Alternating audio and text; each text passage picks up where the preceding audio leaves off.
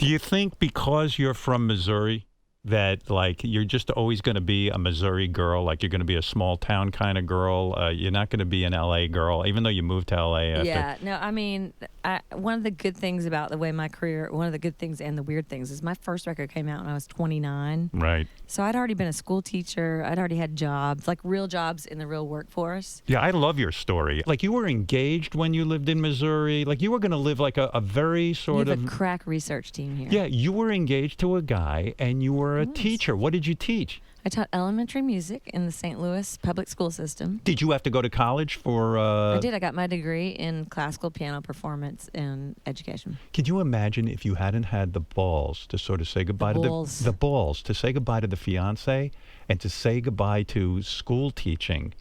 Because at the time you're making what, 18 grand as a school teacher? I was making 17 grand. Now, the story I heard is while you're still being a teacher, you went in on an audition for like a McDonald's commercial or something, and you landed it. Yes. And that had to be, like, if that, like just landing a McDonald's commercial, you could have stopped your career right then. It would have been impressive. Oh, no. Yeah, like what? Yeah, like, no, I did. I was playing in a band, and this guy who was doing session work in town came in and said, will you come in and sing this commercial? And it was regional. He did a lot of stuff that was out of Chicago. Chicago is a big mecca for doing commercials. And then it got picked up regionally, and then it went network. And it was, I had to do the voice of Aunt Bee. Like, they had me do all these voices singing E-I-E-I-O.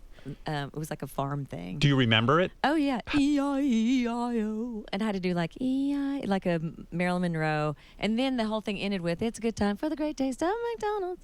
And it went. So and you I sang- made $42,000. You sang Which was the more than two years of teaching. you sang the jingle. Mm-hmm. You do all the voices from McDonald's. The commercial is national. Therefore, over the course of the year, you make $42,000 in checks. And you're like, what the fuck am I doing teaching? I mean, it's a I'm noble going to profession. LA. I'm Yeah. going to be a famous jingle singer. Is that what gave you the impetus? Do you have to turn to your fiance and say, listen, dude? We had split. Yeah. We split. After we moved to St. Louis and I started teaching, we split. Do you ever have nightmares like that? You just didn't have the vision to go to L.A. and become a singer, that like you just like still married to that guy and you know. I don't, but I do on occasion have dreams where I'm teaching in front of a bunch of kids and like I'm tearing my hair out. Did you I don't like know what it? that means. Did you hate it? No, I didn't hate it. You know, I've never hated one thing in my life. Right. Yeah. I've never been like had the wherewithal or the presence to think I hate this. When you went to L.A., Yes. was it a nightmare for you? I mean, filled with anxiety? Are you sitting there or are you thinking I'm going to set the world on fire right away? No, I never, none of it ever occurred to me. I have people saying, did you always know you were going to be famous? Right. I never thought that far in advance. How did you make money when you first got to L.A.? I did what everybody else does. I waited tables. Oh, you were a waitress? Yeah. Where the hell were you waitressing? Well, I was waitressing in the Valley at a place called Le Café. Yeah. And one of the reasons I got a job there was that's where all the musicians came. Like the legit, the ones that I would read their names on my albums. Right. You know.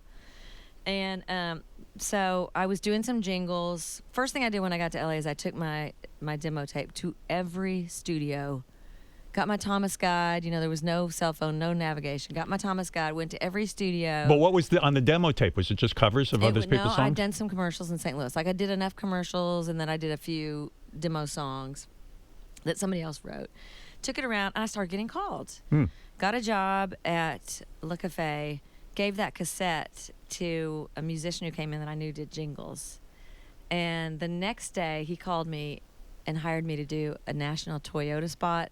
Nice. And I got fired for giving my tape out because I wasn't supposed to do that. But because you gave it out at La Cafe. I got it, yeah. So La but Cafe. I got that gig. And that gig must have paid pretty well. So that paid $67,000. Oh my God! Whoa. I remember these little numbers because numbers. Those numbers are really. They meant something. Are you kidding me? Yeah, I mean my car had a boot on it.